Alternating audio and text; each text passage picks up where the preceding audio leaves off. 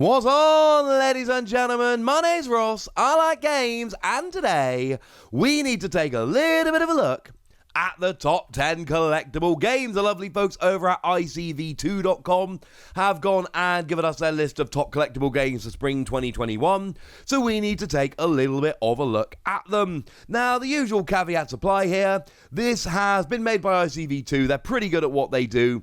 It is far from perfect information, but it's the best information that we've got. It's as simple as that. No, I don't think this is absolutely perfect, but they are collecting better information than anybody else has. So, for the time being, I'm willing to just kind of believe them and go with this. Because firstly, it's better information than anyone else has got, and secondly, they seem pretty on it. You know, as games fall down these lists, they tend to then drop off, and then games start to go away. And this really does seem to track with what we're seeing and we know for certain, so that's pretty cool. The other thing to bear in mind is we have been in the damn panic lately, and that means that sales of particular games will be affected more than others. It really depends how companies have acted during the damn panic, but it's not been as simple as it may have been. With me? Cool, let's roll. At the top, it's the same as it always is. We have a very clear 1, 2, and 3. The number one TCG is Pokemon, and it's honestly not even particularly close. The number 2 TCG is Magic, and the number 3 TCG is Yu-Gi-Oh! It is a clear 1, 2, and 3. Yes, Magic is number 1 in the hobby channel, like it always is, because in hobby stores, where it's proper gaming nerds, Magic is number 1. And again, that's not a controversial statement. But in the mass market, where it's not just nerds playing in card game shops, and I don't say that as an insult, I am very much a nerd that plays in card game shops at every opportunity. When you go out into supermarkets, big box stores, into the wider world, etc., the mass market, as it were, it's Pokemon. And number 1 overall is Pokemon. I know people love Magic, and honestly, right, I want to play Magic. Magic fascinates me. It's clearly an amazing game. To be blunt, I don't have the time or money to get into Magic like I would like to, and being a very obsessive person like I am, that means I have to kind of watch from afar and be a little bit sad. I'm not saying anything bad about Magic. Magic is a great game. It is the oldest, the original TCG, etc. It's wonderful, but if you're looking at the best TCGs in terms of sales, Pokemon are crushing everybody right now, Magic included. So moving out of the top 3 then, we need to look at what's going on with some others. And the big question for me was, where was Digimon going to jump in? And Digimon's jumped in at number 6. And that's really interesting to me, because I expected it to be higher. And then I realised, well, hang on a second, this is a list from spring 2021. And what can we all say about the first few months of the Digimon trading card game? Hard to find stock. Booster 1.0 and Booster 1.5 came out very close together at the beginning of the year, and it was hard to get them, and it was hard to find them, and they were not necessarily on store shelves. An awful lot of people struggled to find them. And I know this sounds like a Digimon TCG fanboy giving excuses, and I am a Digimon TCG fanboy, but I'm also a business teacher professionally, so I like to think I can be a little bit impartial with this. There were, and don't get me wrong, right, Pokemon had issues getting stock as well, but that's a different thing. You know, when Pokemon are having issues getting stock, it's, we are making a huge amount of stock, but we're the biggest TCG in the world, and demand has exploded, even compared to what it was before. With Digimon, it's, we're launching a new game, we've got issues, and Bandai were very open with us about this, the issues they were having with production and shipping due to the pandemic. And it just was too difficult at times. So again, I don't think this is something we should really be judging too harshly for, but there were stock issues, and I think that's why Digimon isn't higher. Make no mistake, it came in at number 6, which is extremely high. But bearing in mind, in at number 4, we've got D&D Icons of the Realms. That's not a TCG. It's a collectible game, but it's not a TCG, so it's not really in the same competition. It's still a collectible game, but you're talking different target markets, not a card game, etc. So if we take that off the table, It's the 5th biggest TCG, and it's not going to compete with Magic, Pokemon, and Yu-Gi-Oh! Maybe in the future, but not now. No game can. You cannot launch a TCG and expect it in the first year to be competing with a big three. That is completely unrealistic. We did see that Keyforge came very close and was a number 4 game when it launched, but you'll notice also that Keyforge has dropped off this list. We'll talk about that a tiny bit in a moment. But my point is, that is huge. Even with the issues it's been facing, it's coming in as, the number 5 TCG overall, the number 2 after the top 3. That's a pretty big deal. Now, the reason Digimon is at number 6 is because Flesh and Blood is at number 5. And this, to me, is the big story. This is the surprise. Now, I'm going to be honest with you, and I mentioned this the last time we looked at this list. I have not been playing Flesh and Blood.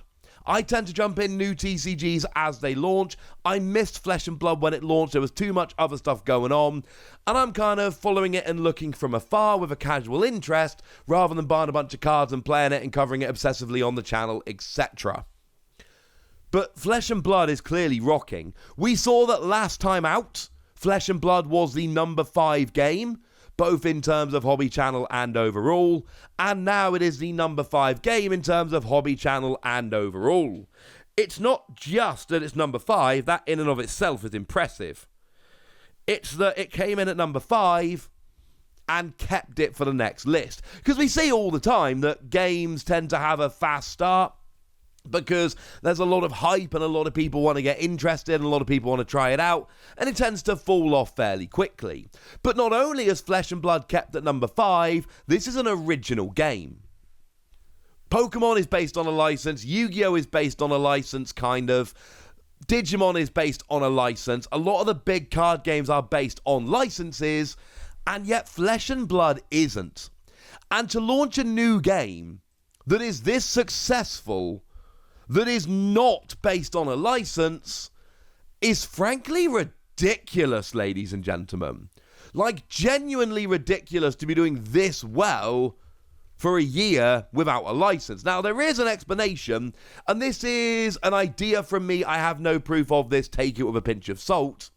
But it may well be that Legendary Story Studios, who you'll notice, things like WizKids have 3 games on the list, Bandai have 2, etc., Legendary Story Studios don't do a lot of other games like that as far as I'm aware. It may be that they've just pushed it during the pandemic more than other games, which is clearly working. I've certainly seen a bunch of promo for Flesh and Blood, and they seem to be pushing it quite hard compared to some other games, and it may be working. I am really interested to see what happens to Flesh and Blood as we go along, because that is really, really interesting to me. Now, a couple of other things to note. Dragon Ball Super has fallen down from number 6 to number 10, which is a pretty big drop. And essentially all that's happened is it's fallen below Vanguard, below Pathfinder Battles, and below HeroClix. It's the same games, essentially, from, well, other than Digimon coming in at number 6, it's the same games. Weiss Schwarz has fallen off the bottom, and then HeroClix, Cardfight Vanguard, and Pathfinder Battles have all jumped Dragon Ball. So what's going on with Dragon Ball?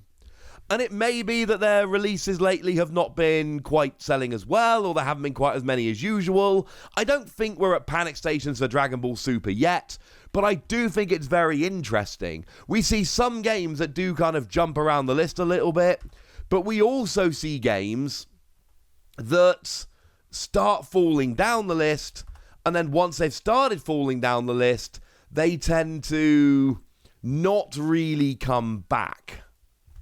So it's going to be really interesting to see with Dragon Ball, whether it's gone down, but next time it jumps back up again, or whether this is it kind of falling down and then falling off the list, like we saw for Keyforge, like we saw for Transformers, and other games along those lines. I do not, by any stretch of the imagination, think that it's panic stations yet for this. I really don't. But it does need to be noted that Dragon Ball has been pretty good hanging around the middle of this list for a while. Dropping down to number 10 is is honestly pretty notable.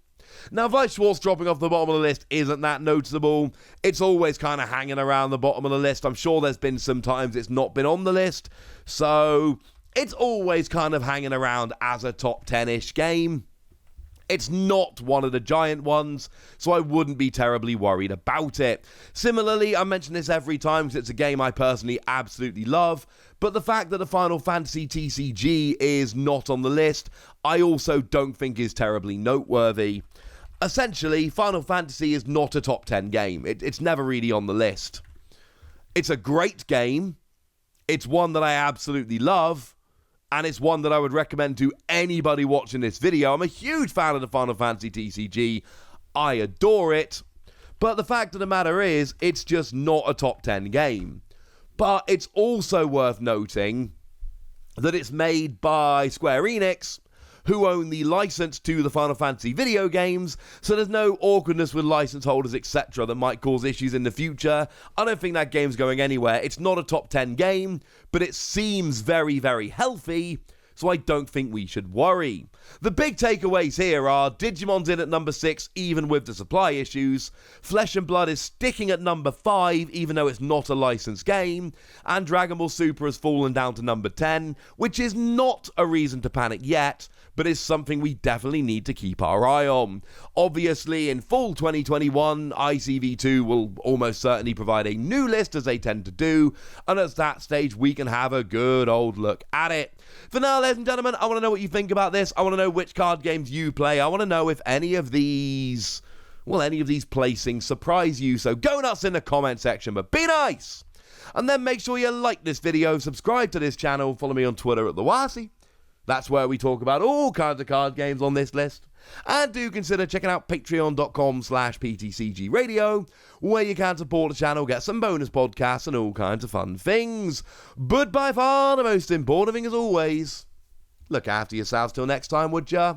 Thank you very much for watching. My name's Ross, and you've been watching Wasi Plays.